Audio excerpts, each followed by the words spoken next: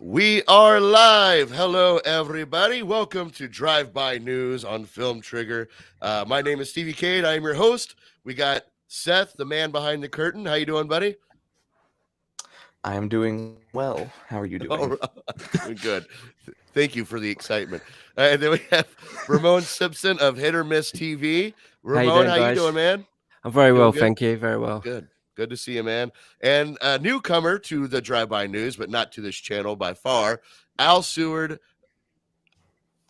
Well, How you thank doing, you. buddy? I am good, man. I'm excited to be here. I love Drive By News. It's a very cool segment. So I'm definitely excited to be able to be on with you guys. So hopefully everything will go well. I'm having some technical difficulties, but other than that, we'll figure it out. Oh, and his channel is Dark Side Reviews on YouTube, so please go check him out, and I'll be sure to add him to the link section in the description of the videos. So without further ado, let's go ahead and I'm just going to do the intro, and we'll get started in 3, 2.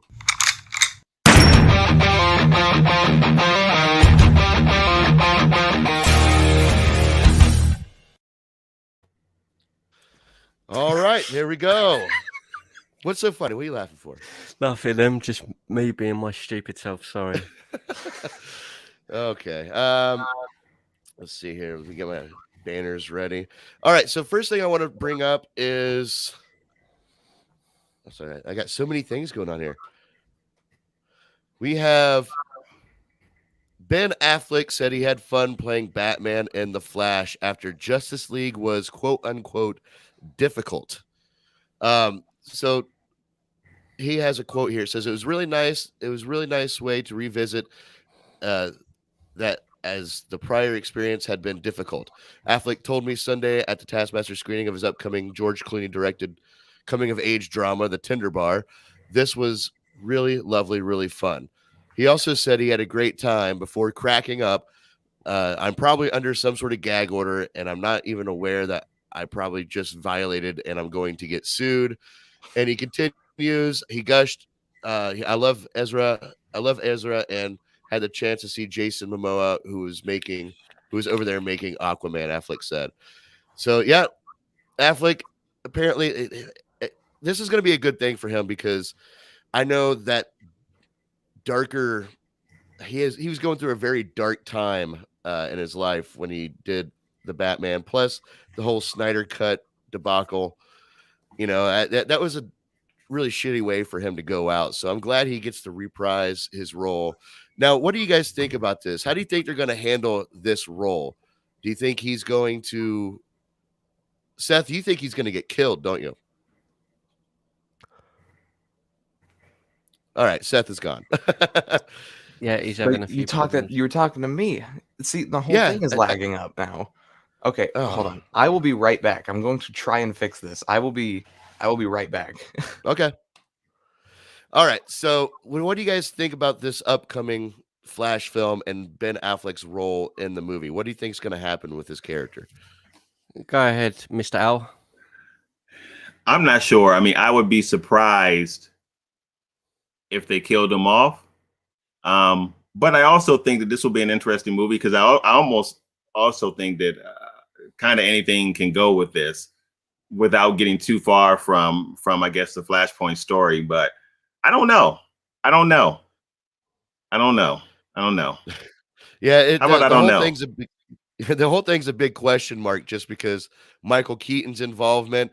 But like the one thing that really gets to me is since they are bringing Ben Affleck's Batman back, and this is a kind of Flashpoint storyline, are they going to have his dad write the letter like they did in the original Flashpoint comic book? That's what I'm very curious about. What do you think, Ramon? I think that this will be the start of something wonderful, and I don't believe Ben Affleck is going anywhere. That's what I think. Okay, fair enough. I think Seth is back. What's so funny? You got to tell me what's so funny, man. I genuinely believe, and you're going to think I'm stupid, but like I said the other week with this whole thing with Discovery, There's news about a Harlequin movie or series going to be made. I just have this feeling that next week at this DC thing, this DC event, a lot of stuff's going to come out, and I just don't like that comment about, I don't know, it was like the head of Warner Media or something coming out and saying about the Snyder thing was a global phenomenon and all this sort of stuff, and these are like new parts and of the Warner Media that are making these kind of comments. You don't make those kinds of comments if you're looking to just end a character. You wouldn't even be talking about it. That's, I don't like, maybe that's just me, but like I see the video, there's a video I watched yesterday on was it an advertisement for, it was an advertisement for HBO Max where all that stuff is being, like, where all that stuff is on, and the advert is completely Snyder's stuff. Like, and they're talking about The Flash, they're talking about all the films, the Suicide Squad, but all they show is Snyder's stuff, and then it's like all comments of like how great it is and stuff like that. I'm thinking, why would they be releasing adverts like that, promoting all of that before the DC thing, if they don't have plans for something new? Maybe I'm wrong, but in back to the Flash thing, I think Affleck will be a big part of it, but I just don't think he's going anywhere. I think the movie we've got next year, the Batman, will come out, will be its own thing. But I don't know what it is. I just have this gut feeling that they're going to backtrack they're gearing up. That they're gearing up for something exciting. Yeah, maybe because I think the actual restore the Snyderverse might actually happen. Maybe that, or maybe I just think there'll be, it'll even if it's not on the big screen and if it's like TV series and stuff. I've just got this feeling that there's just too many things. There's just too many like coincidences of things that seem to be happening, like TV adverts promoting this, and it just seems a bit odd that they were doing that, considering how against the whole Snyder Cut they were. And I don't know, it just seems a bit strange to me. But I guess we'll find out next week with this DC event. So that's what I'm that's just kind of what I think. But we'll see. Yeah, next week's definitely going to be a big week for drive-by news. Seth, are you back with us? Yes, it seems to be fine for now. Okay. We were talking about Ben Affleck having fun playing Batman, and it kind of segued into another section I was going to talk about. Sorry. Where, no, it's good. It worked out. Where hashtag releases Snyderverse trends after HBO Max video calls it a global phenomenon. Oh yeah, sorry, that's it. Yeah. Yeah, that's why I brought it up. Yeah. But specifically, Seth, you have told me before that you think Ben Affleck might hang up his cape and cowl after this and possibly even die in the Flash movie. Are you still on board with that thought, or are you thinking differently now? You know, I'm kind of with Ramon here in a way. I'm not convinced that we're going to get a Snyderverse thing next week or even at all. You know, I'm not saying it's never going to happen. I'm just saying I don't think it will. But I, like Ramon, don't think Ben Affleck is done, especially after enjoying playing Batman again in the Flash movie. I don't think he will. I mean, you know, I know the star of the Batgirl movie, or someone who's involved with that movie, said that there's not going to be any Batman in that movie. Part of me feels like they might go back on that. You know, maybe they'll have Ben Affleck have a cameo in that movie. And the director of that movie posted a picture of Ben Affleck's Batman cowl a few days ago. So people are theorizing about that one. But I didn't know about that. Why didn't you send that to me? Yeah, that's what I mean. It's like Seth said. I just think, like, whether it's now or later, it just seems all a bit strange. Like, because, like, you know, we all remember how it was the last few years before that the Snyder film came out, and it was everything from Warner was very, very anti-Snyder, this anti-Batman, and you know what I mean. And it was all like the end of the road. And even now, when I'm not sort of even talking about it on my channel, like I know we're talking about it here, but it's not something, you know, other than Twitter. It's not something where the majority of people are like Snyderverse. It's just there, and I think it's just a subject that it doesn't seem to sort of just be going away on its own. It's just It's like it's just there, and I think it's something that they're not gonna. I think I think they're crazy to sort of throw it away anyway. But I think the Flash, I think something will happen in that leads to whatever else comes after. But I don't know. I might be completely wrong, and I wouldn't normally come on here and go, oh yeah, I think this will happen, because I'm going to look stupid if it doesn't happen. But when you just have a it's feeling funny. about something, you just have that feeling. I don't know I don't know why. I just have a gut feeling that there's something going to happen. That's all. Well, it's funny because Warner Brothers was kind of dismissing Snyderverse completely, like just brush it Yeah. under the rug. When the Snyder Cut was announced, Warner Brothers actually put out a 4K trailer of the theatrical version of Justice League as a little FU. But it seems like once it came out, and then they released the Blu-ray, and it's a huge success, and as the thing said, a global phenomenon. Warner Brothers is like, oh, I guess there is money here. Maybe we'll look into possibly giving the fans what they want. Al, would you be excited to see the Snyderverse continue? All right, so I'm going to ask you to repeat that last part. Sorry, I heard Al. Would I be excited to see the Snyder? Did you say Snyderverse? Yeah, the Snyderverse continue. Oh yeah, absolutely. Like I don't get it. I mean, I feel like this is DC's window to really open up their live action stuff in a very big way, and you don't really have to wonder about it. I mean, the fans are asking for it. You see the success of what was done. And plus, you need to do it. If you're going to make more movies, you need to open up something cohesive. So I feel like the Snyderverse is perfect for that. I would love to see it. Yeah, I'm on board. I'm on board with that too. And I know Seth would as well. So Yes. Do you know what's a bit mad about all this? It feels like, you remember when, I know it doesn't. I don't want to like dump on Marvel stuff, because I don't mean it to sound that way. But do you remember when like Iron Man first came out? Iron Man was big. The Thor movie came out. They weren't like, Thor was a good film, but I don't think at that time, if you think back to when they actually came out, they weren't this big giant phenomenon like it's become in terms of the MCU. And to me, it was when the first Avengers movie came out. From then onwards, everything was like, to the sky's the limit. And to me, that's how I feel about this film. Like, this film came out, and it's like that Avengers movie coming out, and it goes like, right, it's all kind of lining up, and then just going, right, that's it, stop. It just doesn't make. It's like the sky's the limit now. Like, don't. But No, you're right. There's definitely a misstep on Warner Brothers' impatience to want to go from A to Z, but they didn't want to go through the rest of the alphabet to get there. So yeah. Oh well, they hopefully will get it. I don't know if there's anything to be said about it. I'm sure they'll probably say it at this year's Fandom, if not next year's, but hopefully this year's.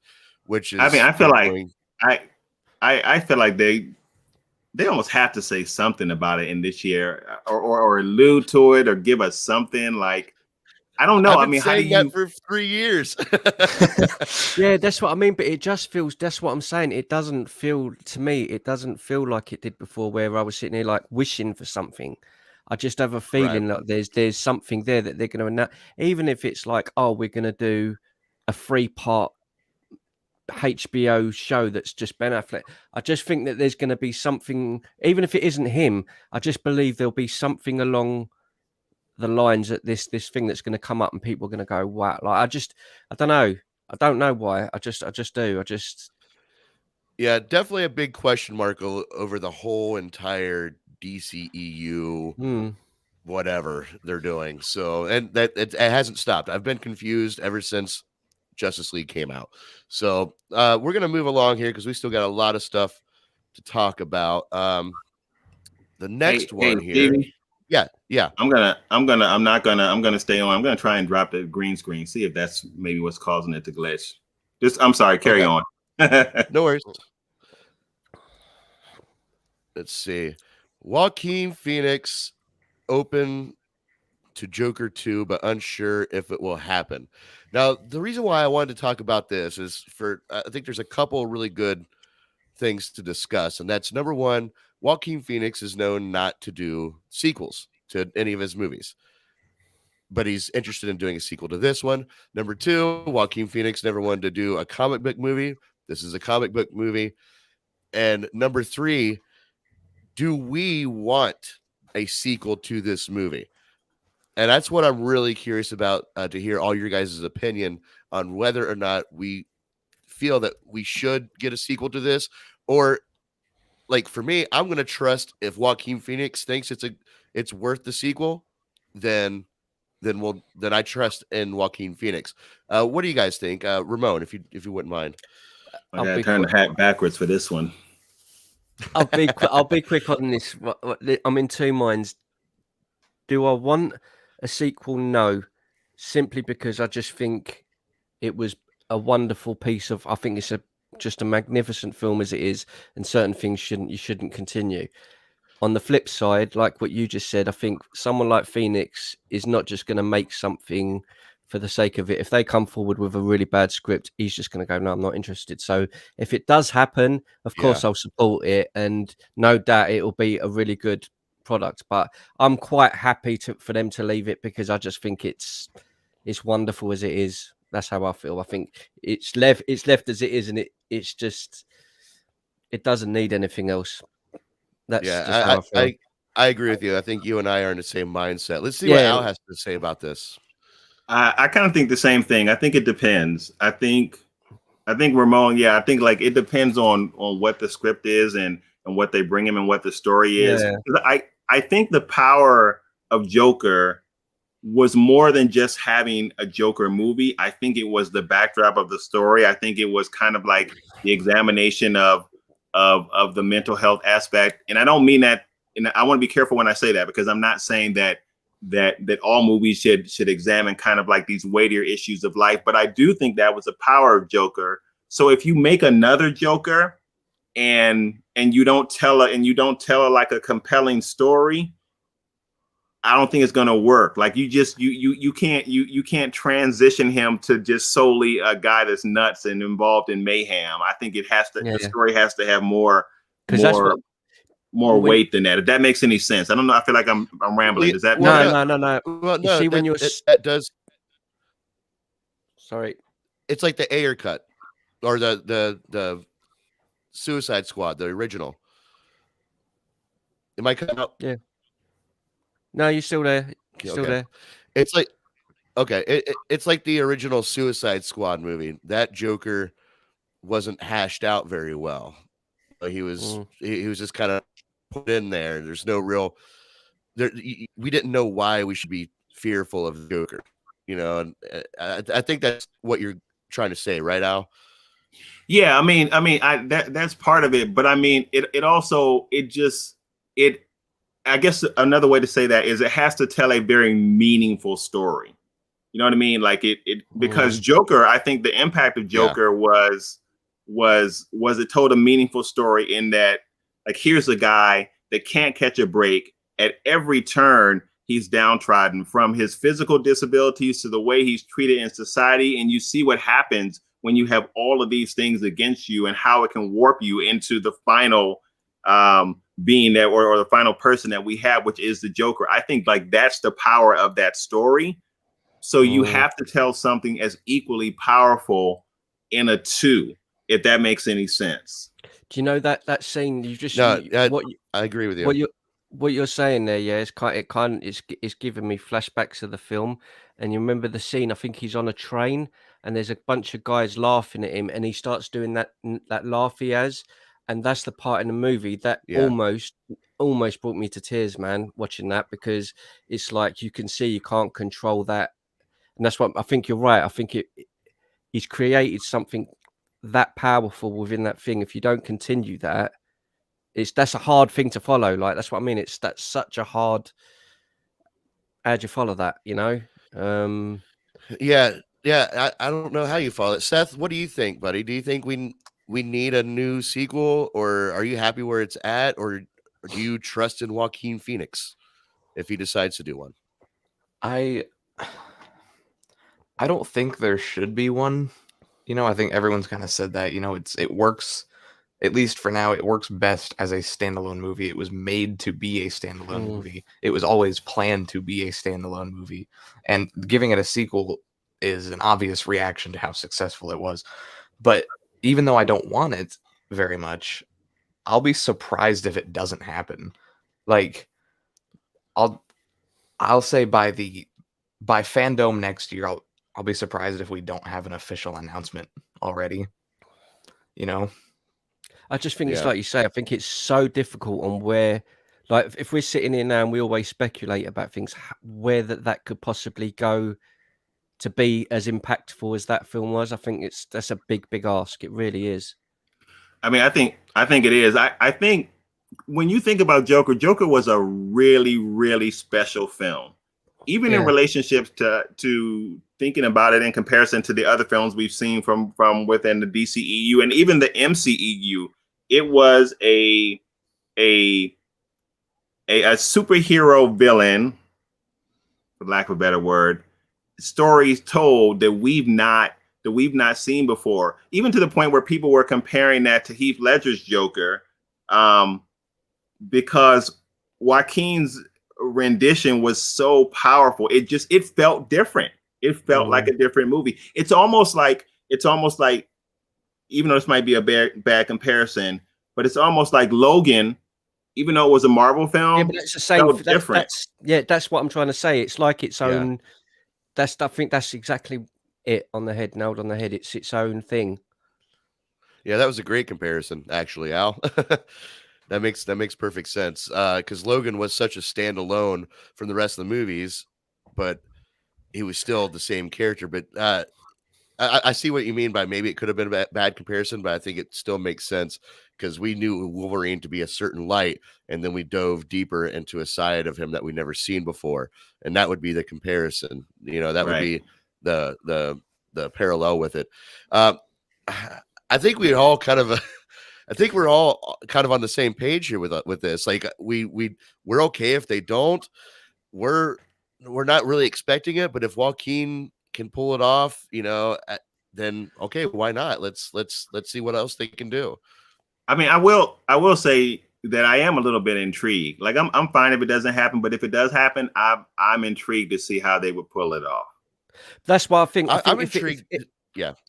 If it is, like you say, if it is announced and it definitely goes ahead, like Seth said, if it's like by next year, if they go, wow, Joker, it's happening, then I think I'll be excited and my views will change. Because again, it's like what we've just said, for someone like Phoenix to go ahead and sign the paper, the dotted line, he's not going to do that unless he knows.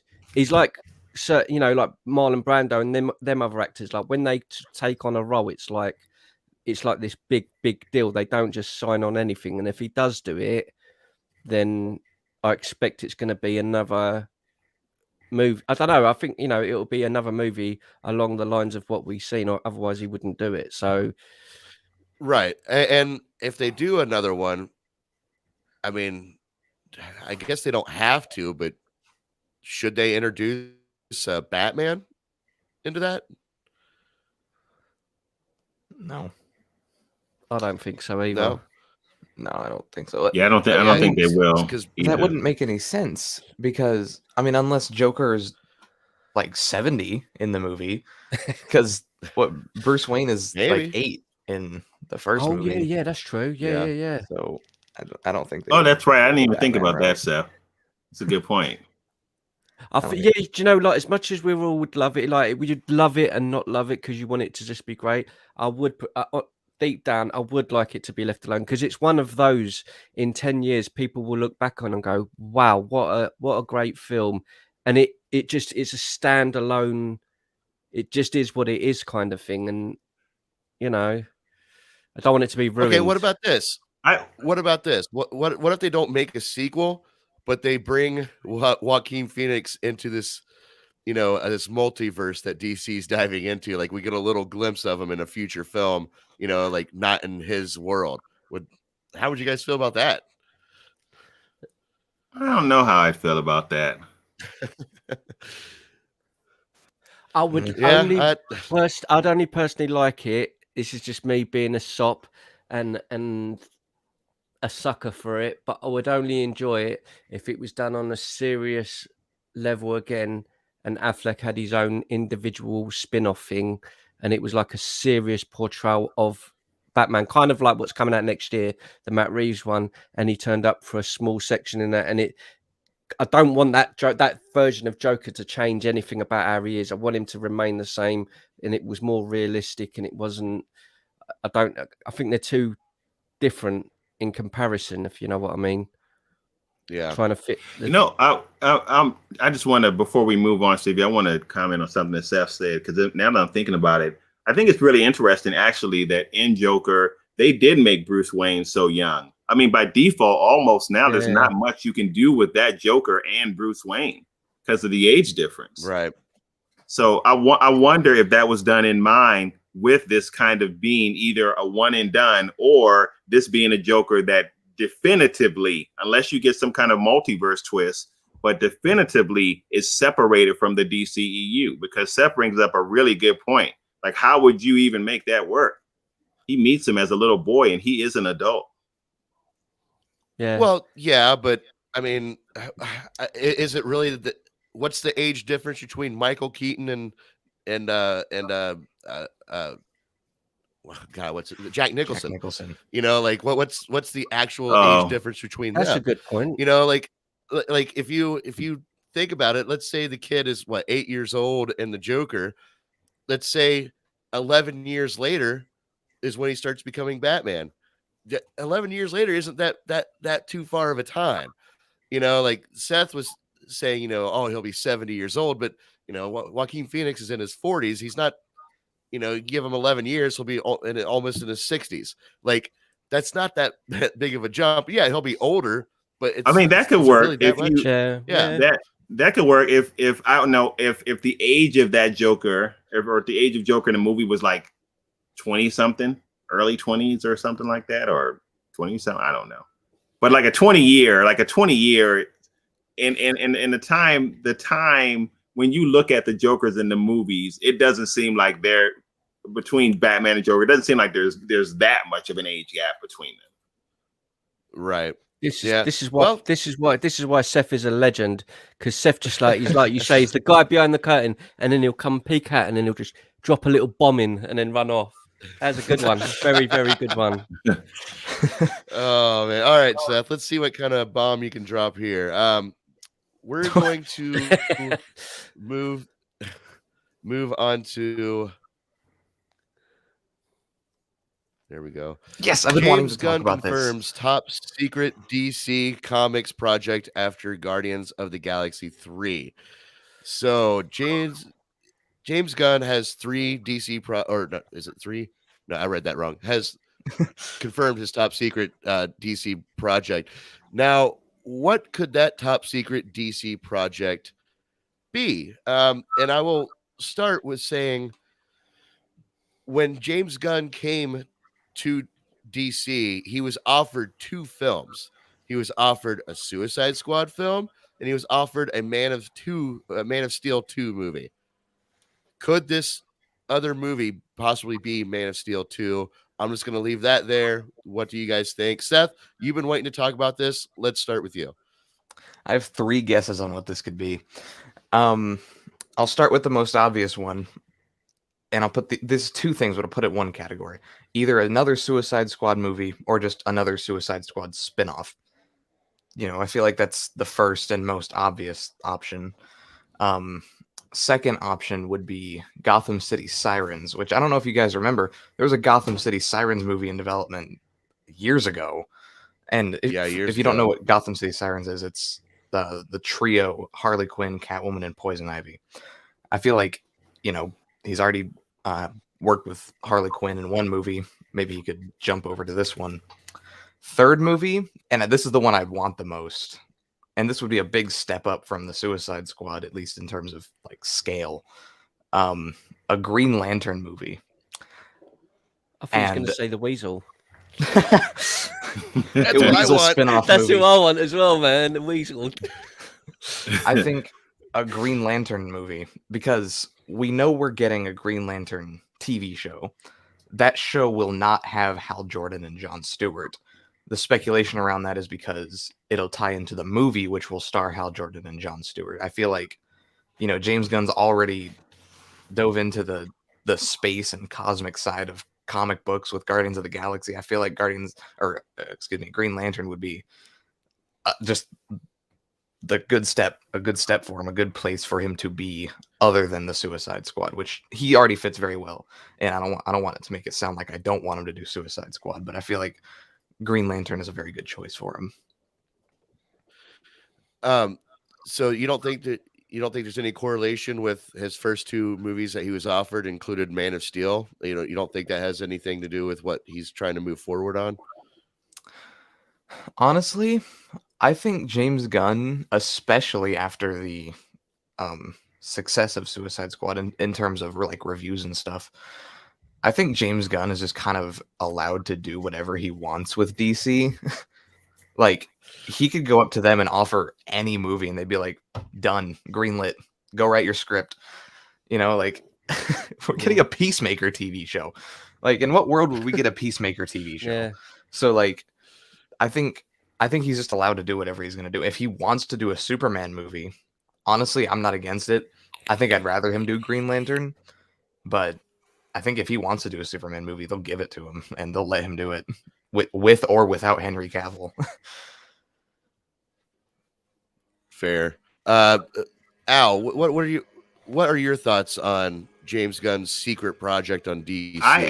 Do you have any theories I wouldn't mind seeing him do a Superman movie, and I kind of think this might be a stretch, but I'm wondering, even within Suicide Squad, just that one line from Amanda Wallace where she talks about what's the name of Idris's character putting Superman in the hospital with a kryptonite bullet. I'm wondering if that is that could be a Man of Steel. Yeah. Wow, yeah, that would be or an implication for him to go down that route and make that movie, just kind of an open door. I wouldn't mind seeing him do it. I was not a huge fan though of Suicide Squad 2 or 1, honestly, but I do like James Gunn. So that's a good thought. Very yeah, you really. And now that's Al the film I would them, actually right? like to see. Yeah, he's just dropped a bomb. That would be, now you've just said that would be a movie I would like to see, because Man of Steel 2, you kind of think, well, the whole thing with Zod has been done. Where does it go story wise with a Man of Steel story? That's a really good. That would be bloody awesome. That would be a good story. Yeah, so I don't know. I don't know. I don't know if that line was, like we said, if it was in there just as a tie-in to say, now we can do it if we want to. So, I mean, they can do it. I'm pretty sure. I mean, I know this happened in the comics, but Bloodsport's first ever appearance, that's what happened. He shot Superman with a kryptonite bullet. And I wouldn't. Now you got me thinking. I wouldn't be opposed to that being kind of a subplot in a movie. I don't know if we'll see a Superman movie with Bloodsport as the main villain or anything like that. But like, maybe have that be like, maybe have him be like the secondary villain kind of thing. Have him show up for a bit, put Superman in the ICU, maybe, and then Superman will recover, go back and fight him. I'm sorry, Seth. You're going in and out on me. I was just going to say, Stevie, sorry. No, I agree with you, Steph. I don't think it has to be like the core of the movie. I don't think it has to be a focus between him getting shot, but just as an open door, like a way to do it, just an inroads. I think you guys have covered. I think that makes sense. I think you have covered all the things. Like I would say, like Green Lantern's a great idea, and I think if it was a personal choice, I know I was just joking just now, but genuinely, I would love something to be done with Weasel, Polka Dot Man, like something with Polka Dot Man, because I love Polka Dot Man and Ratcatcher too, just because I liked those characters the most. So, but again, wherever he does, I'll support anyway. But they're just the characters I liked. I'll throw this out there. There have been theories and rumors of maybe him doing a TDK and Weasel TV show, like a duo show. And I mean, it makes sense. They're both alive on the island. So, yeah, I mean, it's possible we could see where Would they that go be, from there. would that be like a buddy cop film or something? That'd be. Yeah, it'd probably be I something don't like know. that. I don't know. I like Weasel, but I like Weasel where he's at. I don't like Weasel as a prominent character. Weasel. I don't know if I can handle I 2 love hours it, of like man. just him. Yes, You yes, know, like that's what I want. I don't know if I can handle 2 hours of that unless he's like a side character. Like Yeah, over yeah, there, I'd love it, man. pops up Like, every now and do you know again. what? I know I'm going to speak a bit out of term and might upset people that are watching this, but there's a couple of I won't go to, but with Suicide Squad, one of my biggest issues with it was getting Nathan Fillion in it and getting rid of him straight away, because I think I just love Nathan Fillion, and to get him in it, I was like, yo, he's in it. And I was like, I get why they did what they did at the beginning and everything, but I was just like, I was a bit disappointed because I just want him to have a bit more success on screen and be part of something. And the other one was Boomerang. I was like, I know why they done it, but I was just a bit sort of like, oh, damn it. Like, Yeah, I was waiting for Boomerang to get to get a better screen time than he did in the original Suicide Squad. He didn't even use a boomerang in the original Suicide Squad movie. I was really hoping that he would have time to shine for this one, but and do you know what? I know much. another one more thing. I know this again is there's something that this again will pee off a lot of people, but I don't care. There's a reason I think the first one is better than the second one, and I know that's a stupid thing to say, but Diablo is another one of my favorite characters, and like I was just gutted. Like I know the first one, what happened with him, but that's one of the reasons I like the first one. I love Diablo as a character, and it was just like, damn it. So it's, but either way, what Seth said, like Green Lantern, I don't really care what he does, to be honest. James Gunn, not in a bad way. I just think he'll pick up something and it'll be an entertaining film. So we'll see what happens, I guess. And yeah, we'll definitely see what happens. I don't know. I don't know where I want. I've never really been into Green Lantern like too hard. So like if he does that, then it'll pique my interest a little bit. But I'm hoping more towards the Man of Steel, I'll be honest with you. And I definitely like the possible like the Kryptonite bullet concept. I think that might work as a sequel. All right, let's see here. I'll throw this out there real quick though before we move on. Just really quick. To set expectations, he has confirmed that this project will not be revealed next week at DC Fandom. So don't set your expectations. But then that's, do you know what? No, but I'm not even bad. I'm not upset about that. You know why? That means that's what that reinforces what I was thinking before. If something as big as that, what he's doing is what will obviously be a massive project, right? So for him to say no, that's not going to be spoken about next week means there must be other things lined up. Whereas that would be the obvious decision. Like that would be the obvious choice. Oh, James Gunn's doing something. If he's saying no, we're going to hold that back, then there has to be something else. Just saying.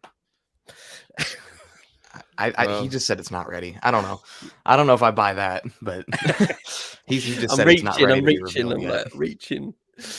All right. Well, here's something I know that you're going to feel a certain way about, Mr. Ramon. Yeah, thanks. I know what you're going to do here. I know exactly what you're doing here. No, I'm gonna do my impression of you when I pull stuff up like this. When I pull this stuff up, this is what you say to me every time. Oh, did you wake up today and say, "Oh, how am I going to piss off Ramon?" Because I think exactly what you did. You just woke up today trying to piss me off. Well, I did that this morning. Here you go. Hellraiser, Jamie Clayton to play Pinhead as Spyglass Hulu movie sets cast. What do you guys? Now, first of all, I don't know if you're into the horror franchise or whatever, but I thought this was very important to bring up because we had a big discussion about race swapping and gender swapping characters, in the past few live streams. So I thought this was number one. I'm excited for this. Like, I think when you gender swap a character, I think this is it just fits for me. Like it looks like it's I don't know. I'm at a loss for words because like I'm very excited for it. It makes perfect fucking sense to me. Ramon, what is your deal? What's your issue with this? I think this is a really good idea, and I 100% back everything you've just said. Fantastic idea. Hellraiser remake with what's her name? Brilliant. I'm 100% behind it. All right. Well, Ramon's trolling us now. So, Al, what do you think about the newest cast announcement for Hellraiser movie? Jamie I Clayton. mean, I have no issue with it. Now, I have to say that I was not a big fan of Hellraiser, but you guys know, like, I'm not a big horror movie guy. But just in terms of the casting of it, I have no issues with it. I actually think it's going to be probably pretty good. So I think she's going to be a good fit. Yeah, I'm not a huge Hellraiser fan myself, but I love the first movie. I think the first movie is done great. is phenomenal.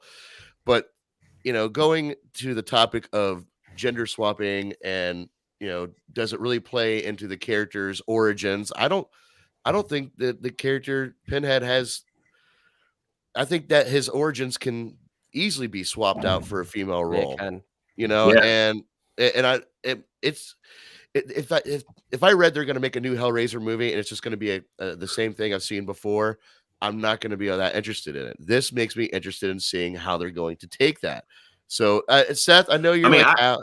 Sorry, Al, please continue. I was going to say I don't really see what the kickback would be if there is any people being upset about something like this. It's not like from what I remember that gender was a huge part of who he was, who Pinhead was. So, right. Yeah, exactly. It's not something that, to me, it fits. Seth, I know you're not huge into horror movies, but what are your thoughts on this swap? Are you cool with it? Or are you just not caring? Like, where are you at? I like you said, I'm not a huge horror fan, and I'm especially not a huge fan of Hellraiser. I've seen like 3 of them, and I didn't really care for any of them. But I'll still throw this in there. I don't really care that they're gender swapping Pinhead. Like, right, all right. From the movies I've seen, it doesn't really matter. So the one thing I'm curious about is how far they'll push it, because like the originals and back when we got those, they were extremely violent and very sexual. I mean, I think I said to you on the post when you put up the picture of it, and it had to go in the PVC and all this, and I'm thinking, yeah, cool. I'd love a hardcore violent horror with a sexy Cenobite monster because I love Hellraiser. But I just think that they will tone it down massively, because I can just see it now. If that picture you put up, if this is advertised and it's all like that, and she's this leader with breasts, and that's going to cause a severe meltdown on social media, just because people will be, I just know that's what's going to happen. So I think it will be a very, very toned down version of Hellraiser. I don't think it will be like what we used to get. Yeah, I'm not sure if that picture that I you know what I mean, though, because that's kind of what Hellraiser is. It's supposed to be about pleasure and sexual, and I just think it will be a much more toned down version of Hellraiser. But yes, I know I'm kind of like that on the fence with it, but in general, as long as we get a decent film, because there has been a lot of really bad Hellraiser movies. There's been some really terrible ones, but it's just one of the characters I've kind of grown up with, like the Freddys and Jasons and that. But as long as we get a good film, I don't really care, to be honest. Yeah, fair enough. I hope they keep to the original tone that they had with the first Hellraiser movie, and the subsequent movies as well. I hope they don't tone it down. I mean, that's an obvious no. But yeah. So like, that's how much I like. Honestly to God, I've got like the mouse mat that I designed and everything. I've got half of the Cenobites from Hellraiser on it because I like it, like the Chatterer and all them. It's just because I like that sort of horror. But yeah, I think it's probably a long overdue franchise. Like, when they done it, I was kind of like, because I love the original so much. But I think they've done a good job of it, and I think this will be one of those where it might be a surprise hit. And I hope for the franchise it is, because, as I say, the last 2 or 3 Hellraiser movies have been so bad, like really bad. Yeah, they have. I think I saw like one of the last ones, and it just looked It's just terrible. shocking. So I'm going to stick in the horror movie realm here for a moment, but this is one that we can really all connect to, I'm sure. Stephen King wants to write a Friday the 13th novel. Now, what makes this interesting is he doesn't want to write a novel about, just the same old thing that we've seen before. Jason, killing teenage, sex having, pot smoking, beer drinking teenagers. But he actually has a really neat concept here. And he says, and my heart, let me see. Okay, hold on. See if I can find it. My eyes are glossing over. Oh, here's his tweet. The best novel idea I never wrote and probably never will is Jason, the first person narrative of Jason Voorhees and his hellish fate, killed over and over again at Camp Crystal Lake. What a hellish existence, existential fate. Just thinking about the legal thing one would have to go through to get permissions makes my head ache, and my heart that too. But gosh, shouldn't someone tell Jason's side of the story?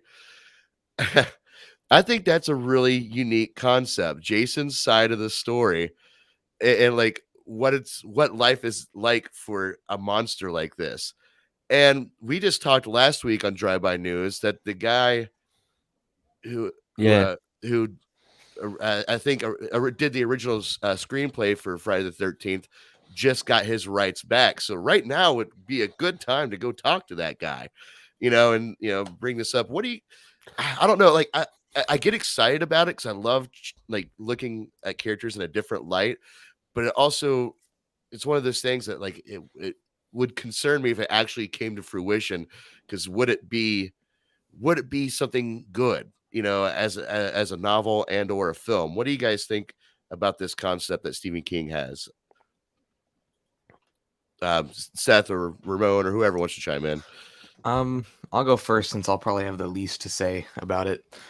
I mean, I said last week I'm not huge on Friday the 13th, and this is why I have the least to say. I've never read a Stephen King book either, but I mean, I like the idea of a first person perspective of Jason Voorhees.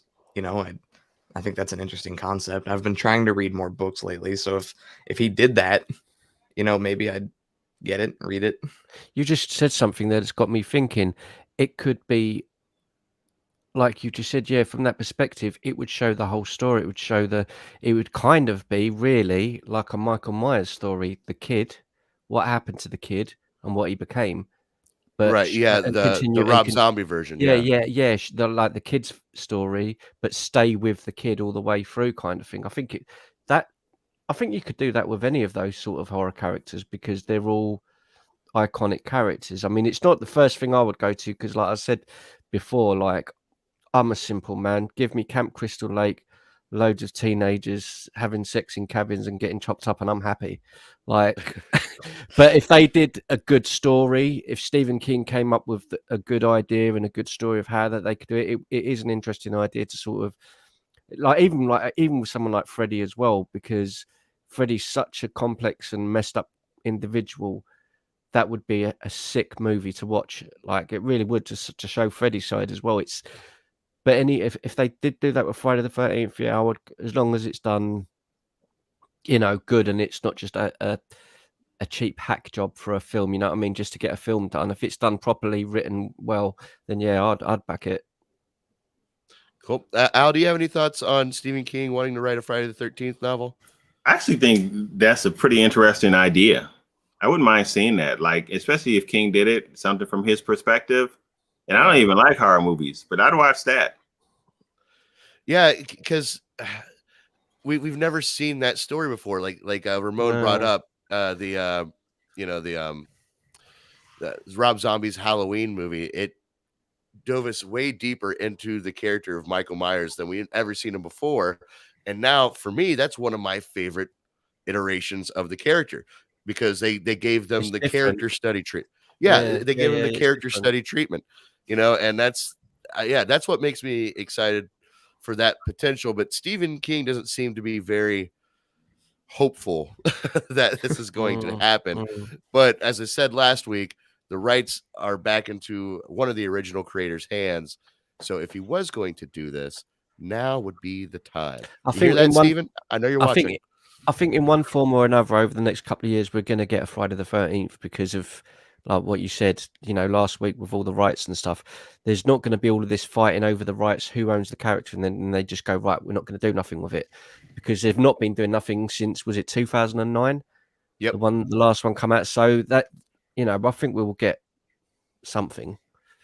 Well, hopefully even if Stephen King's not involved, hopefully it does pique my interest to maybe get an origins story, like from Jason's perspective, when it comes to moving forward with that. So there's an interesting spinoff that's coming out. I don't know how I feel about it. Let me just bring it up and see what you guys think. It's That 70s Show spinoff called That 90s Show, and it's going to star Kurtwood Smith and Deborah Jo Rupp, and it's ordered so they're reprising their roles as Kitty and Red, and I guess it's going to be them, and then their granddaughter, is going to, be a part of it too. I mean, do you think? I don't know. I don't know how I feel about it seems exciting to get these characters back because I loved That 70s Show, but so did I. do you think they can recapture that same essence that 70s Show had with? I mean, are they gonna have? Maybe I missed it because I'm sorry, you guys are still a little glitchy. But so are Kutcher and all those guys coming back, or? I'm sure that they'll probably make cameos, but the main story is supposed to just focus on Kitty and Red. It's like they're in their retirement years, and I'm guessing they probably live in the same home, but it's going to represent Wisconsin and like how the heart of the 70s still lives, and the only thing that's changed is the clothes, because this will be in the 90s. So I'm sure they're all the original cast will eventually make an appearance, but I'm pretty sure they're going to introduce new characters. As I said, Kitty and Red's granddaughter, which is supposed to be their sons. I forget the character's name, but Topher Grace played him. It's supposed to be his daughter, and so they're going to bring in new characters. But I'm just wondering if they are strong enough characters to base an entire show around. That's pretty much my concern. That's my question too. You know what it almost makes me think of? Like, could or would Cobra Kai be as big as it is if you didn't have LaRusso and Daniel and Johnny? Yeah. I mean, it's that dynamic. They do introduce a lot of new characters in there, and I think the younger characters actually do a pretty good job of moving that story or that show forward. But without what is Daniel's the other guy's name? Johnny. Yeah, without Daniel and Johnny in it. Oh, I loved him too, man. I don't know. So I mean, I say that same thing, thinking the same way about That 70s Show without some of the, without Fez and some of those core other characters in it. I don't know. Do you know what? Sorry. No, go ahead, Ramon, please. Do you know what's really strange, right? Is because we're talking about that's an American show. I only got to see that because I kind of looked it up and found it online and streaming services. It's not something that was really big over here, and I ended up watching it about 3 or 4 years ago, and I loved it. I absolutely loved it. It was that and Parks and Rec. Those two shows I think are brilliant. But I think like what Al said, I think it's great to bring back the parents and everything, but like without all the other characters, it might be good, it might be funny, it might be a great show, but it's still not. You'd kind of want to see Ashton Kutcher and the others in it because that's kind of what made it part of what it was. I remember, was it the end of every episode where they sit around smoking? I think that was the show. Yeah, it's like it's one of those shows. It's got like a cultural thing to it, and I think without everyone in it, it might not work as well. Well, and that's a very valid thought, but also like to Al's Cobra Kai reference, let's say 15 years ago, if you said, "Hey, Karate Kid is coming back, but it's going to be a TV show and it's going to be about Johnny," like it's going to be primarily about the one guy in the first movie, They smashed that though, because do you know what? When that was getting made as a TV show, I was like, nah, because I love the original so much. You know what I'm like when they're remaking things or sequels, I'm a bit, because you don't want something to be ruined. And when that came out, the reason I think Cobra Kai works is because you saw it a lot more through Johnny's perspective, and I was like, damn, maybe he weren't that bad of a guy. Maybe he isn't the villain so much. And they gave it they flipped it on its head a bit. And I think unless the show does that, like if this 90s show or whatever they do comes out, they've got to come up with a concept that's going to make people go, oh wow, okay. So I think it's a big ask, but you never know, do you? Right? Yeah, you never know, and it really comes down to, obviously we want to see the previous characters, but it just has to come down if they're going to keep that same magic from the original TV series, that same what made that successful. Can they capture that lightning in a bottle twice? What's the dad used to say? He used to call him dumb. Was it dumbass? Hey, dumbass. Yeah, that's dumbass. Yeah. Dumbass. I just so I love it. I love it. Well, he'd always find quirky ways to tell people how many different ways he can stick his foot into their ass. Yeah, that's it. Yeah. Just I love it. I love that show. All right. I have to talk. God, I'm getting laggy again. We don't have to talk too much about this because we've talked about it for 3 weeks in a row. But I did want to bring it up just because Rob Zombie is very good at like updating us with this movie, and so he's gave it a little teaser of one of Herman Munsters' costumes in the Munsters movie remake, the Punk Rods, which is actually a callback to a very popular episode. If you see here, where Herman Munster was in a hot rod gang of some kind, which seeing little things like this are giving me more confidence that Rob Zombie isn't going to Rob Zombie the hell out of this movie. That we're not going to get like some askewly twisted, concept. That I think he might actually be sticking to their roots and their family friendly realm. What do you guys think about that? We will see. Yeah, you know what, Stevie, you're well hyped for this show, aren't you? I know you are. I am. I'm more curious, but like I've always said, the Munsters they've never gotten justice. The Addams family's been done over and over and over again, and the other horror family never got good justice, like after the original show. So I'm really hoping they do good. Al, were you ever a Munsters fan at all? I watched it some. I mean, I guess I watched it enough to call myself a fan. I wasn't a diehard fan, but I am having a really hard time, like how Rob Zombie would wrap his mind around this project and still create something that we know as a Rob Zombie film. That's everyone's concern right now. It's such a scary realm. Again, I'm not a big horror fan, but when you think about some of the stuff you've seen in a Rob Zombie film, how in the world is he gonna? How would it even be a Rob Zombie film if he created a film without some of that stuff in it? Like, how does that work? Well, that's a good question, but one thing that Ramon, Seth, and I've brought up before is maybe we'll see like an evolution of his directing capabilities here. We'll see him like grow as a director with this movie. Like, oh man, I can make horror movies, but not, violently R-rated. Okay. Do you know what's funny? And I know I mentioned it last week, but I was near. It was that thing about and I'm getting the names gone again. Not Danny Elfman, the director. Edward Scissorhands. Batman. Tim Burton? Johnny Right, Depp. sorry, Tim Burton. Yeah, Tim Burton. Okay. Tim Burton's original films, like his early films, I think are golden. I just think they're brilliant films. When he became a more commercially successful director, your Chocolate Factory, all them kind of films, I like them, but not as much.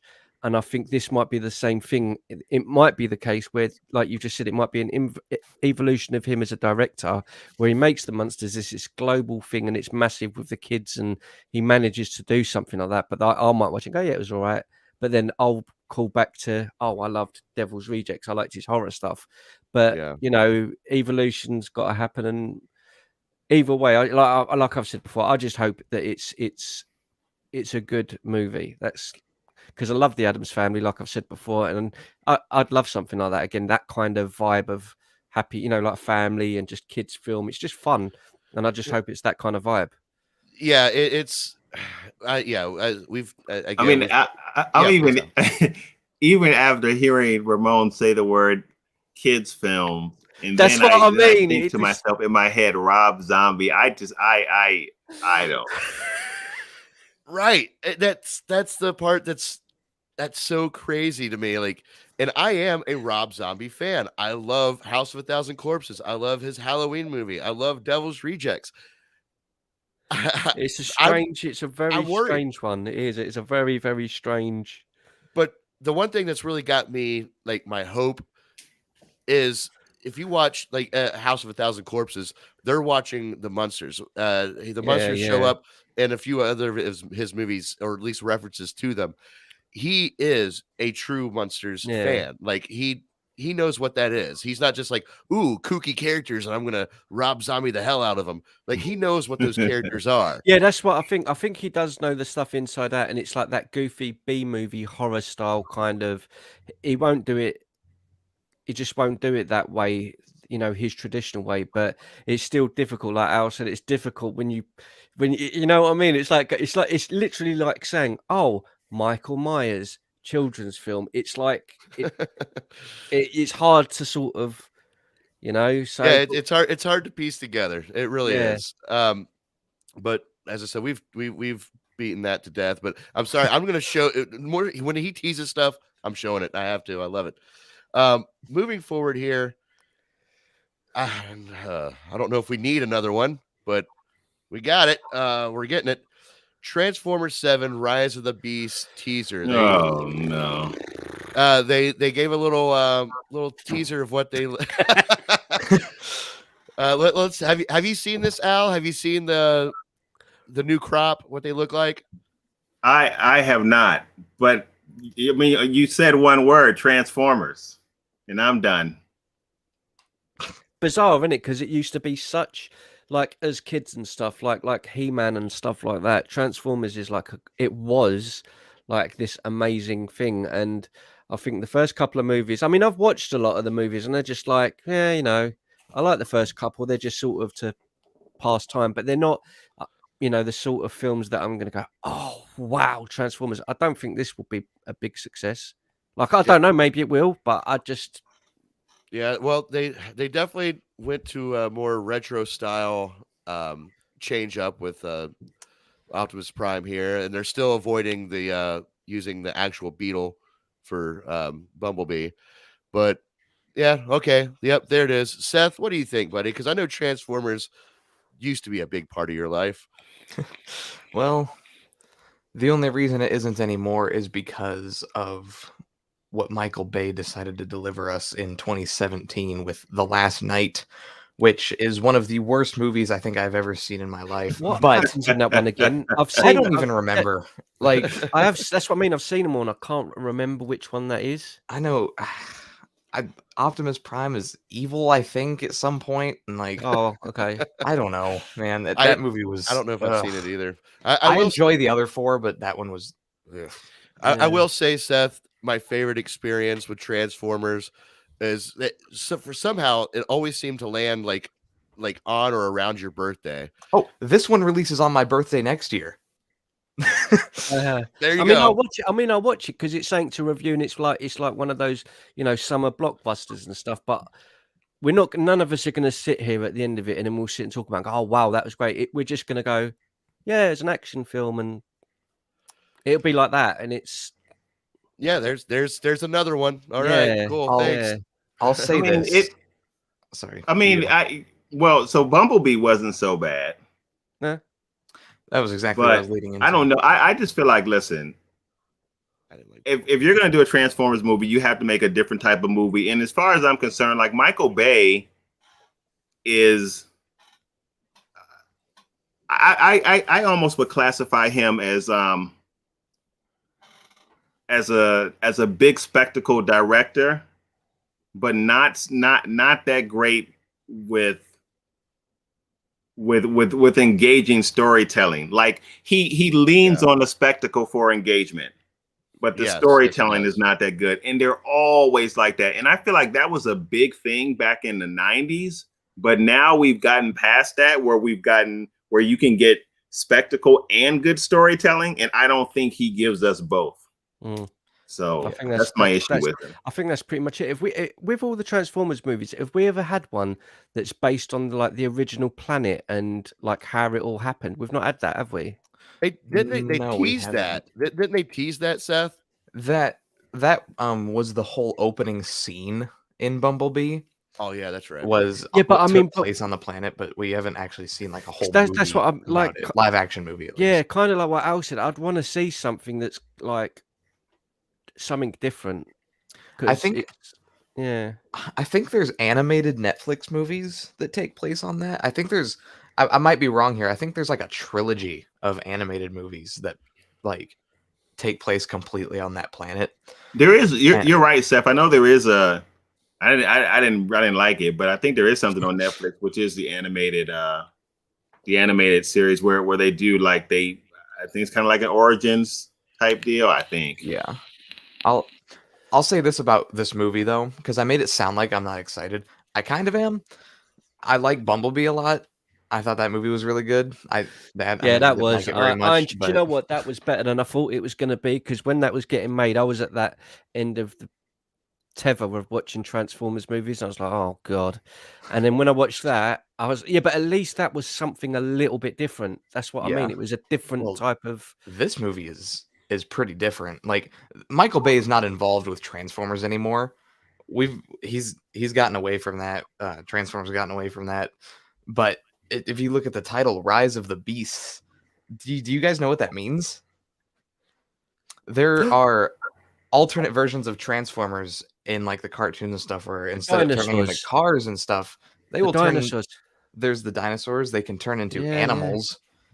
I'm pretty sure Optimus Prime turns into a gorilla, like an alternate version of Optimus Prime. It's not the Optimus Prime.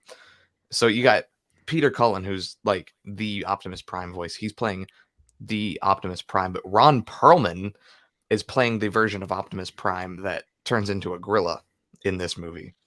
So that's interesting. They're kind of mixing things up here. It's because I know you've just said that. That's just what reminded me. I had that on VHS cassette tape. There was the cartoon film Transformers movie where they become dinosaurs. I can't even remember it. Yeah, but I had that as a kid. But even so, I'm not. Is this going to be? Is this like a continuation of the previous film? I guess so. It's Transformers 7, so I guess it's going to be in the same continuity. Not as the Michael Bay movies. We're done with those. This is probably going to be in the same continuity as Bumblebee, rather than the Michael Bay movies. Oh, that makes me feel better. Yeah, like I said, they've gone away from the Michael Bay thing. They've confirmed that Bumblebee is a complete reboot. Like, it's not connected whatsoever. So I know now we're on Transformers and we might not speak about it a lot. There's one thing, I don't know which part, if it was either the first or second one, there's something they did in Transformers that I find unforgivable, and that was to get rid of Jazz, because he was my favorite as a kid. And I was fuming when I was watching that in the theaters. I was like, how can you know? I was fuming when they got rid of Jazz. So yeah, that's all I got. All right. Well, only thing I like about Transformers was, I liked the first movie. The second one was okay. But my favorite memory of Transformers was being in the theater with Seth, and it was the one with Mark Wahlberg, and his name was Cade, which is Seth and I's last name. So to hear Optimus Prime yelling Cade the entire movie was pretty awesome. That's that's the memory I'll take away from Transformers.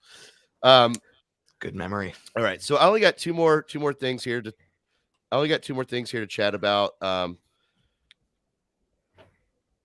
see. Feige wants to bring back Nicolas Cage and Wesley Snipes in their respective roles. Which is obvious. Obviously, there's another Blade movie, which has a completely different actor. So this is going to tie into this multiverse thing that they're doing. Which, okay, I'm just going to share my opinion. Then I will hand it over to you guys. But we haven't actually gotten a movie with the multiverse stuff in it yet, like where the characters are crossing with the original cast and then the newer cast and all these things. I'm almost already getting exhausted by it. Like just to hear that he wants to bring back, Nicolas Cage as Ghost Rider and Wesley Snipes as Blade. Like, okay, I get it. You opened up the multiverse. I get it. But like, is that something that we're going to have to do with every character now? Like, oh, here's this character, but for fun and nostalgia, here's the original person that played it. Also, it's going to be, the just complimentary. Like, we have to show the original character that played actor that played this character every time. I could see that getting really tiring very quickly. Al, you're a Marvel guy. What do you think, buddy? Yeah, no, I think you're right. I think nobody really cares. I mean, honestly, right. I think a lot of people. I think there is some nostalgia, especially with Wesley, with Blade, because of how big that movie was and him kind of being the first. But and even Nick Cage as Ghost Rider. But I don't think the fans care. I know I don't care. Like to.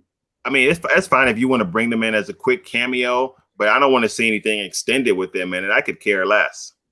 So, I mean, that's my take on that. And unless it's like it's different than it's different than bringing in, for example, multiple Batmans in a Flashpoint movie, because of the type of story that it is. But just to bring it in just for the sake of it, I mean, just for it doesn't make any sense. Like you could almost do it like where we've seen some movies where it's been cool because people have cameoed in it. Like there were I forgot what movie it was, whether the movie was good or not. It was cool to see it. Like I think of a couple of the Hulk films, like Lou Ferrigno was in there. Like one, he was like a security guard or something like that. And it was just like a nice nod. And everybody was like, "Oh, that's cool." It was the same with when Wolverine in X-Men First Class or one of them, and he's in the bar having a thing. Yeah, and he walks in, fuck off. He just walk out, and I'm like, oh wow. If it's something like that, yeah. But I will be a bit of a sucker for Wesley Snipes just because I absolutely love the Blade movies, and yeah, it probably will get tiring and everything. But long term, I wouldn't want all of that. But I wouldn't mind seeing Wesley Snipes, just even if it's for a cameo or something, because I just love him as Blade.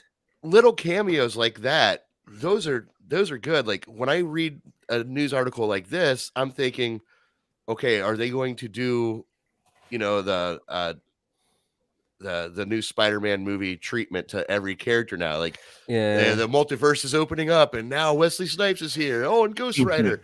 Like that just seems so. Ghost Rider's a strange one. Do you know? I don't even remember those movies. Like, I know everyone sort of trashes them. Are they that bad? I can't remember.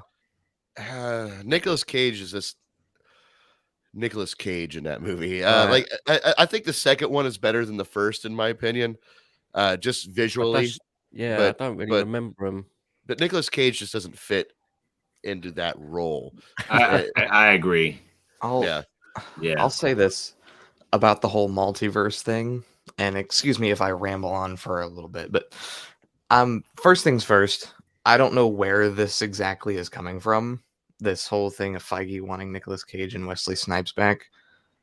I don't know. I haven't seen anyone say that yet. Just throwing that out there. So I'll think of it as a rumor. But I mean, it makes sense. Like, I think their multiverse movie is going to be Doctor Strange 2, which is basically right around the corner. That movie comes out in March. We're already halfway through October, or about halfway through October. So like, and that movie comes out in March. So we're like, I think if we see them anywhere, it'll be there. You know, I don't think I could be very wrong. Well, I don't think we'll see any other multiverse movies like that one explored further in the MCU. I think anything involving multiverse will be with like MCU characters specifically. I think Ant-Man 3 will dive into the multiverse purely because Kang the Conqueror is the main villain. But we got like, I think anything past that will just be like continuations or spin-offs of these characters that are returning. Like, if that makes any sense. Yeah. Well, in the article here, it says that Feige's wanting to bring them into possibly for Secret Wars, the multiverse for Secret Wars. What do you know about Secret giant Wars? I freaking forgot about robot? that. What do you think about giant Um, freaking robot, Seth? What do you know about that I news site? I never use them too much. I mean, I'm not gonna automatically say They're- that they're unreliable. I'm not gonna say that, but like I never see them around. I never. Yeah, So I that's why I was sent this to you questioning it. last. But Yeah, that's why I sent this to you last night. I wanted to get your opinion on it, but you never responded, so I just kind of I stuck it up here. But I had a feeling you were didn't gonna see it you're, until you're gonna call me out for that. Yeah, I yeah, I didn't see it sorry, I until didn't this mean to morning. When interrupt, but yeah, it says Secret Wars is what what he's gonna want them for. So honestly, that would make sense too. Secret Wars is that like a giant multiverse event, right? Like in the Marvel yeah, universe. yeah, Well, That I would. that I mean, I would love to see Secret Wars. That is my favorite Marvel story. I And think I mean I think the 86 one. Like, I would love to see Secret Wars because that gives us the origin of a lot of things. Like, they're in that comic book run. That's how Venom gets to Earth because Spider-Man picks him up off planet. yeah. So I would love to see that. I think I know you're not, but like just throwing it out there for anybody watching. Some people get these two things confused. Some people will confuse Secret Wars and Secret Invasion. Two very Yeah. different things. Secret Invasion is also happening in the MCU. But that's coming out, I believe, next year is when we're getting Secret Invasion, maybe 2023. But that's like the scrolls and stuff. You know, Right. that's that side of things. When Secret Wars is involving the multiverse. They're very different, but I understand the confusion that some people have. Do you know what's with them. crazy? We're talking about all this MCU stuff. Like, Eternals is out in like 3 weeks or something, and it's not really spoken about. I Not forgot about really. Eternals. It's out on the 5th of November, isn't it? And that's Yep. like, it's not. I don't know. It just seems a bit strange. Do you know what I mean? It's out in 3 Yeah, weeks, but- and normally you have like this massive onslaught of it's on TV, and there's interviews with the cast, and I don't know. It just seems a bit weird. Yeah, Yeah, I don't know. Well, That's a good point. I watched the trailer for it. Go ahead, CB. I would say I watched the trailer for it. I watched the trailer for it, and I just don't connect with it as a Marvel movie. I know it says it's a Marvel movie. They reference Thanos in the trailer, but like, I don't know. It totally looks like it doesn't fit into what we know to be an MCU film. And I on top of that, I also don't know much about the characters themselves, so like I'm not really invested in that way either. But as an outsider looking in, I don't see it as a Marvel movie. I see it as something else, but they're using Marvel terms. So that's Yeah. kind of where I I mean, stand with it. that's kind of exactly what it is. Like they're doing that on purpose. They're going these different routes now with the MCU. They're trying new things because, I mean, as good as they are, let's be honest, the past 10 years, movies have kind of been the same, like copy and paste formula. So they're trying to do more things, do new things. And this is I believe with this director, they weren't like, oh, we want to make an Eternals movie. Let's go talk to this director. This director came to them. They were like, I want to do an Eternals movie. Here's my pitch. And they liked it. So they took it and put Eternals into their slate. So It's just this movie feels very unique. Yeah, They, you know they what? keep talking about how, like, Kevin Feige has said he believes that this could be like a Best Picture like type of movie. Interesting. So it's got my curiosity, but like I'm not through the roof excited for it or anything. That's kind of how I feel. Like I'm excited, but I'm not.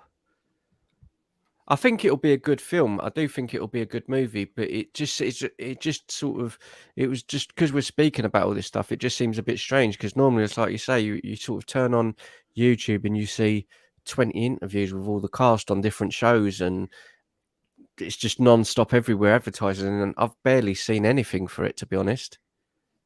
Yeah, I think Eternals probably will likely be just kind of like a bridge film or a connective film to be able to do different things in the MCU. I think one, it will further expand the multiverse. So you probably will get different characters will come into the universe through that. I also do think that we're probably going to get some kind of, however small it might be, some kind of mention of the X gene, which will be a door to the X-Men coming in. So that's what I think we're going to see there. I think we're going to see kind of all of these. I think we're probably going to see a lot of things to open doors and create gateways to different stories that Marvel can tell, and expanding the Marvel universe. It's funny though, because when you think about Eternals and how, Steve, you're saying it doesn't really feel like a Marvel film, and how well does it fit to the MCU? I kind of feel that way about Shang-Chi. Not that I didn't enjoy the movie, because I thought it was great, but like when I think about that, I'm not sure like how will that fit in, unless they tie it in. Doctor Strange maybe picks the ball up and runs with it, and they do something with the 10 rings, because maybe, something like that. But it doesn't seem to be this huge fit into the MCU to me either. I think what the MCU is doing right now, because Phase 4 alone, if I'm not mistaken, Phase 4 alone has more projects than Phase 1 through 3 did combined.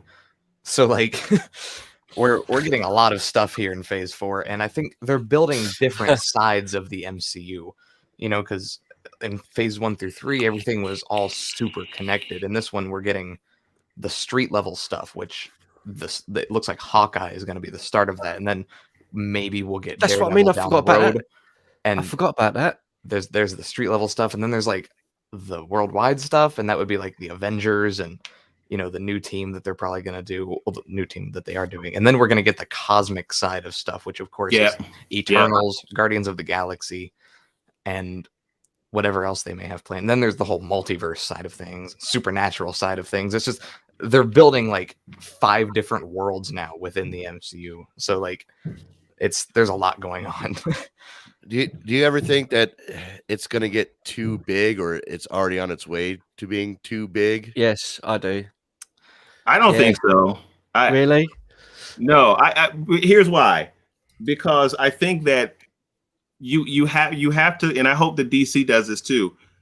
You have to create a platform that allows you to tell stories beyond street level heroes. Pardon the term, but like when I think about almost every hero in well, depending on who's writing it, it might change in the comics, but almost all of Marvel heroes from Phase 1 through 3 are street level heroes. Maybe not Thor, maybe not Doctor Strange, and maybe not Captain Marvel. Well, now maybe not the Scarlet Witch. Okay, there's 4, but Iron Man, Black Panther, Black Widow, all those guys, Spider-Man, all those guys are street level heroes in terms of their power profile. They're not cosmic beings. So I think after a while, you can only tell so many different stories with that level of hero.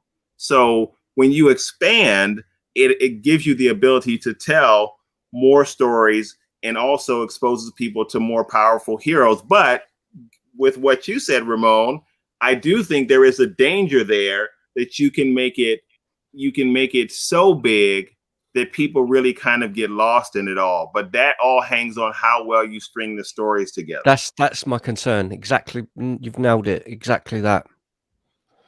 Yeah, that's a very, very solid point. I could see where it's going to get too too congested.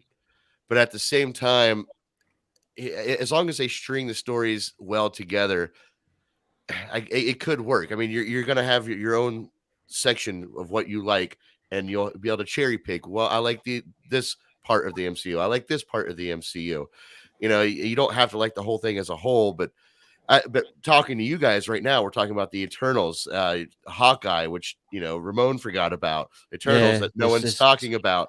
You know, these movies are they're putting a whole bunch of budget into these films, but now some of them are they're not getting the buzz because it's like, okay, another one, all right, or there's already so much going on. I'm fully invested to seeing this one, so this one's gonna pass by me while I watch this other one.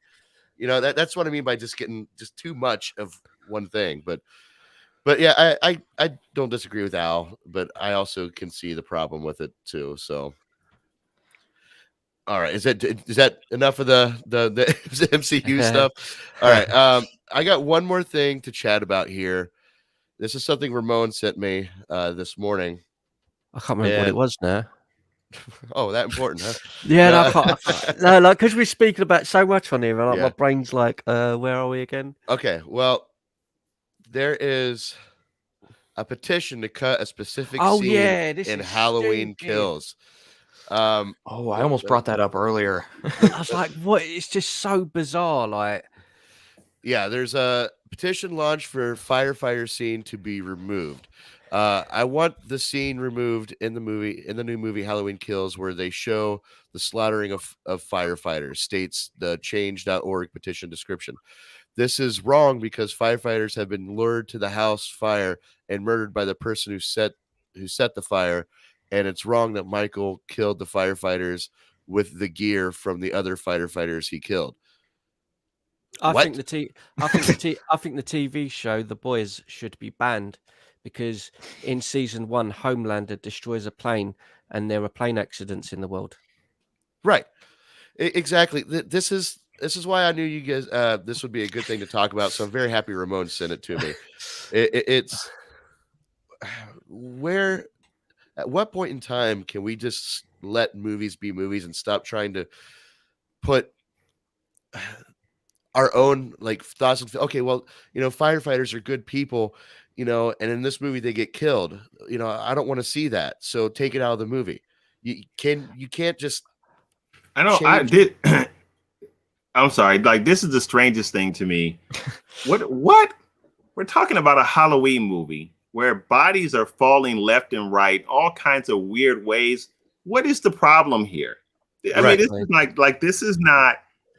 See, nobody who I don't. Well, apparently somebody, but I mean, come on, man. Like, so what? So what's the takeaway here? Oh, it's being disrespectful to firefighters. Bodies are dropping in these movies. Yeah. They're horror movies. I don't get it. Well, right here it says somebody comments on it. As a soon-to-be firefighter, I find it very offensive, and so does my mom and dad, who are retired firefighters. So I want that scene taken out of this movie. Michael didn't have to kill them in a way, in the way they saved him. Yeah, hold on. There's more. So he should have saved 2 firefighters in the house and went on his way to kill his sister. There's no reason for that horrible, disgusting scene, especially since it happened in real life. Like I said before, firefighters have been lured to the house fires and killed by some psycho in real life. What is this guy talking about? Do you know what? I think the only time, right, if I'm trying to be a sensible and respectful human being, which I don't do very often because I'm outspoken and get myself in trouble, and Stevie and Al have, you know, pulled me back a few times, I know. The only time, if I'm being, look, let's try and be genuine people, right? The only time I would say something like that, I'd be a bit like, is if you go, let's do something in a movie and it mocks 9/11, or if it does, like, there's a, you know, like a terrorist attack in England. If it's something like that, that's like based on something that's really happening and it's a bit of a sore subject, I don't think you should mess with it. Like, I'm a bit funny with things like I would let it go, but I can understand why people would get upset. You wouldn't put like 9/11 in a movie and make it light of it. You just don't do that.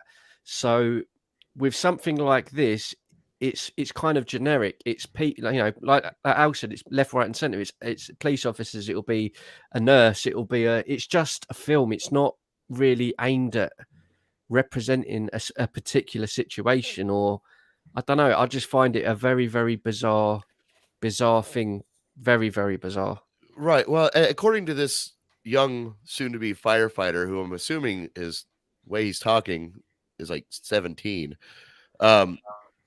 he's more concerned about that they went to save Michael, and then he kills firefighters and then uses like their gear to kill other firefighters.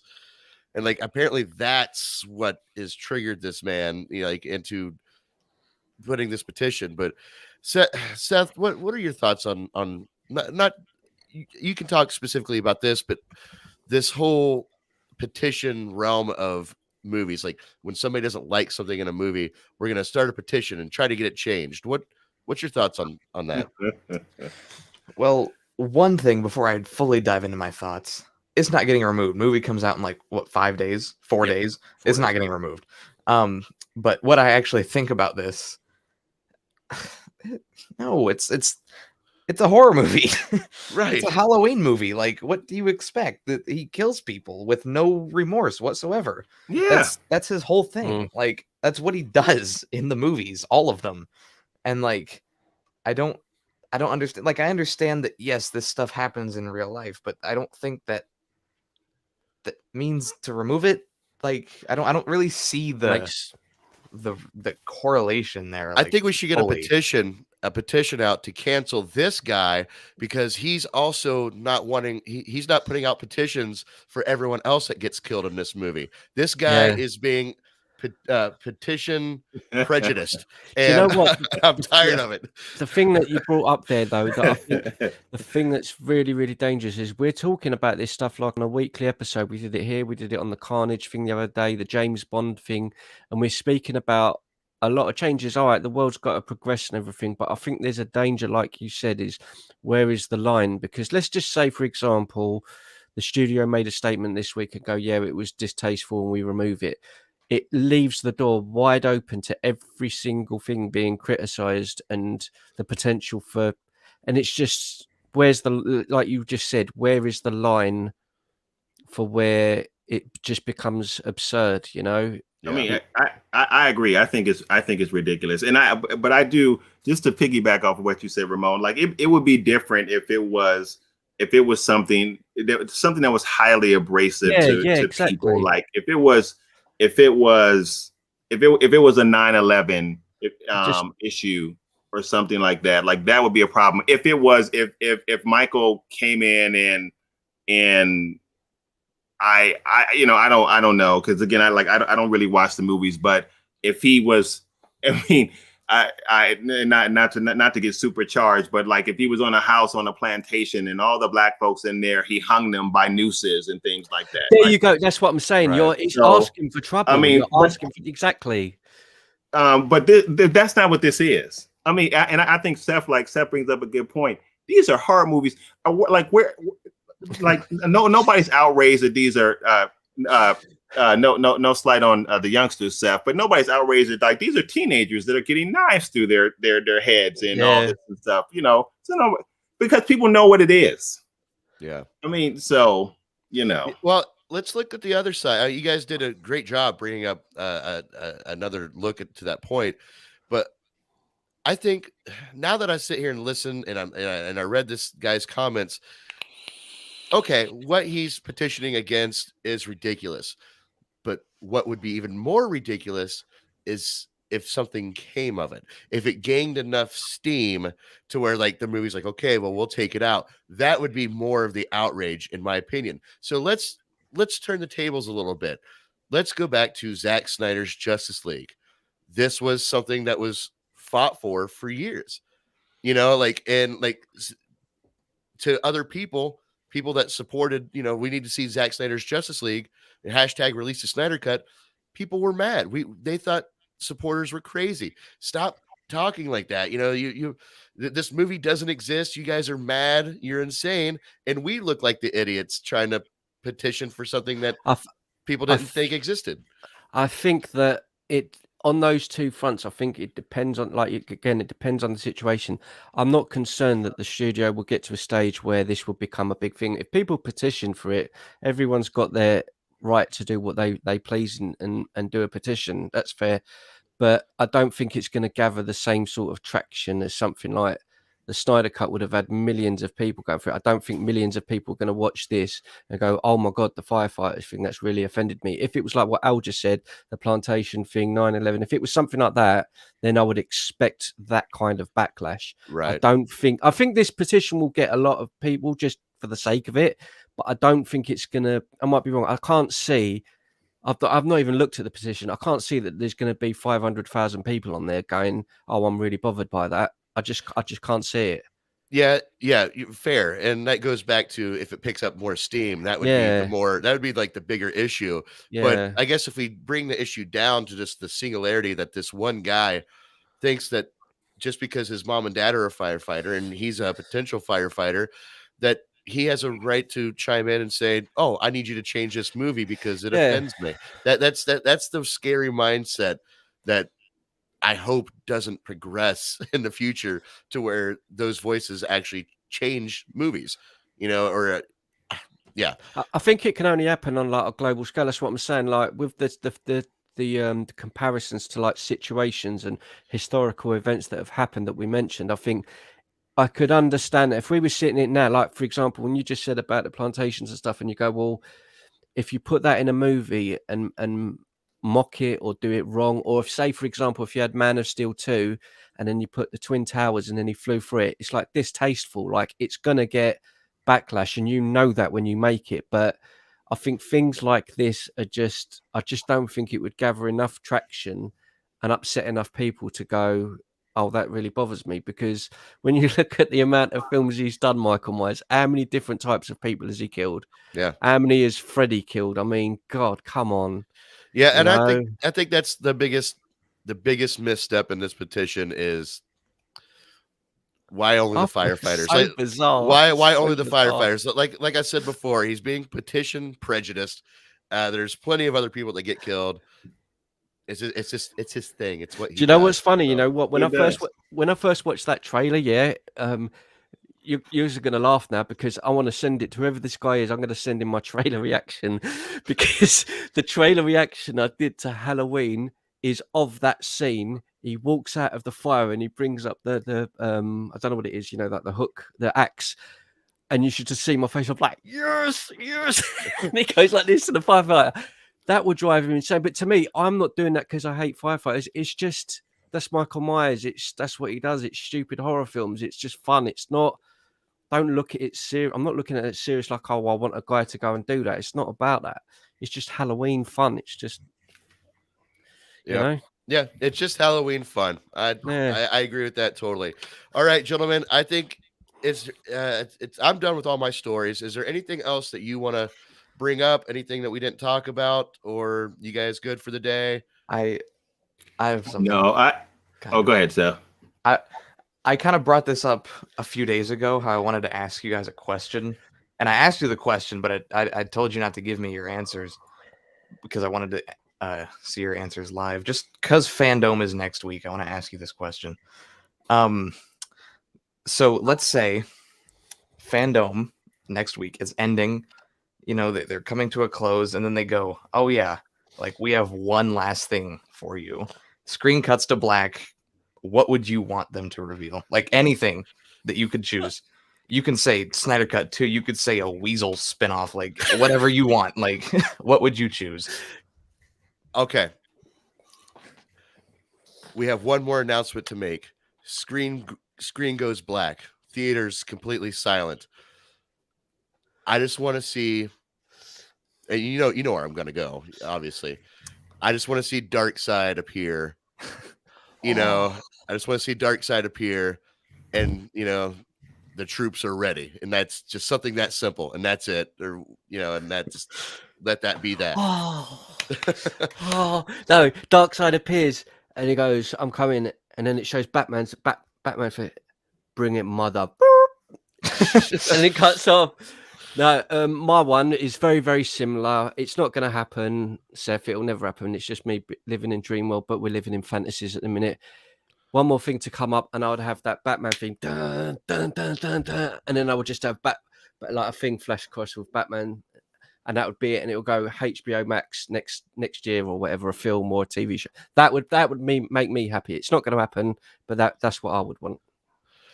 Al, what would you like? What would your dream announcement be for Fandom?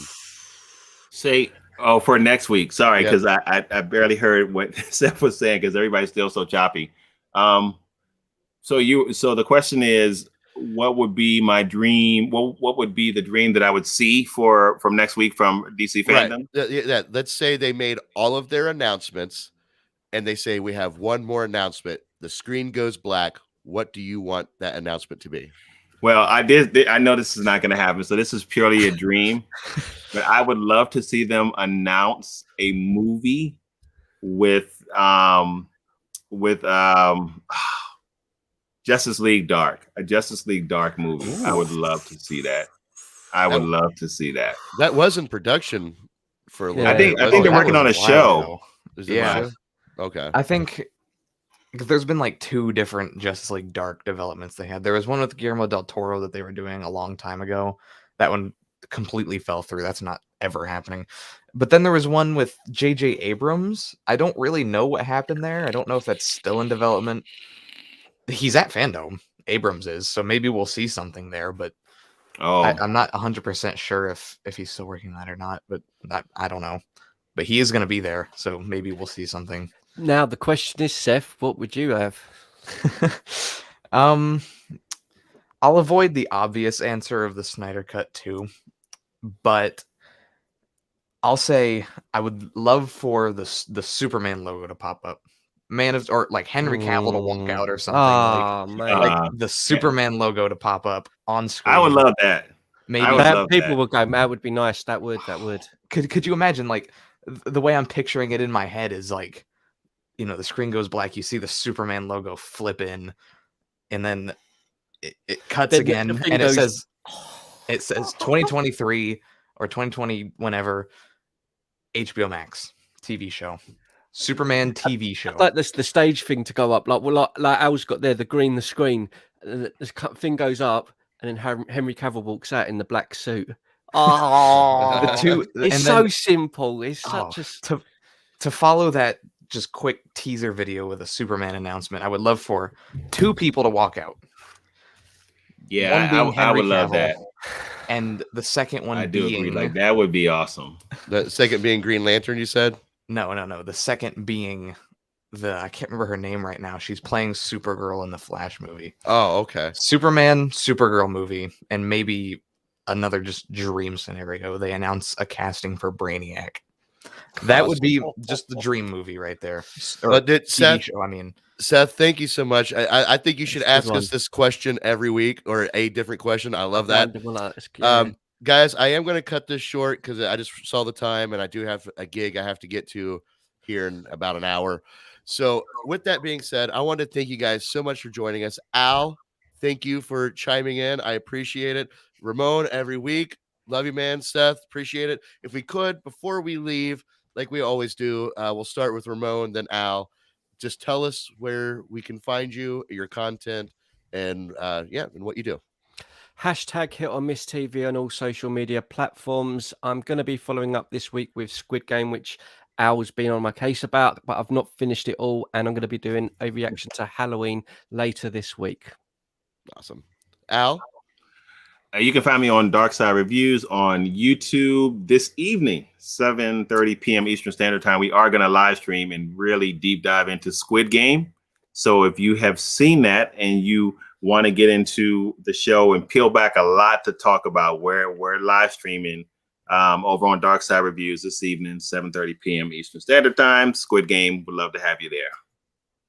All right. And of course, we all know Seth. He's part of Film Trigger, and we have some things coming up with Seth very soon. He's working on a conspiracy corner section that will be on the broadcast, and I'm really looking forward to seeing what he's got up his sleeve for that. So please stay tuned, and until next time, we'll see you guys next week. Stay trigger happy, my friends. Peace. Peace.